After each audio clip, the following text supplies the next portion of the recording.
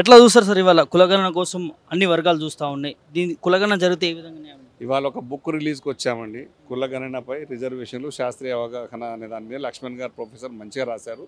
ఈ బుక్ ప్రతి ఒక్కరు బీసీలు కనుక చదివితే బీసీలకే కాదు ఎస్సీ ఎస్టీ ముస్లిం మైనార్టీలు అందరికీ కూడా ఇది లాభం జరుగుతుంది.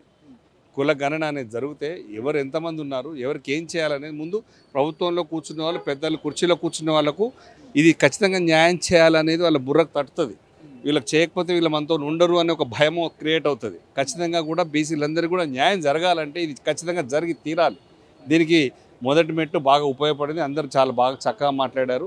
ప్రజలు చైతన్యవంతులైనారు. సోషల్ మీడియా ద్వారా మేము అవగాహన పెంచుతాం. ఇది ఖచ్చితంగా జరిగి తీరాలని ఒకవైపు రాష్ట్ర ప్రభుత్వం నుంచి కులగణన చేస్తామని చెప్పుకుంటూ వస్తా ఉన్నది. మేనిఫెస్టోలో కూడా పెట్టారు. ఏం చెప్తారు? అదే డిమాండ్ చేస్తున్న వాళ్ళు పెట్టి అలవి కానీ హామీ ఇది ఖచ్చితంగా జరగాలి. నేను హామీల కోసం పోవట్లేదు. నేను ఒక సబ్జెక్ట్ మీద ఉన్నాను. హామీల గురించి చాలా తర్వాత మాట్లాడతాను.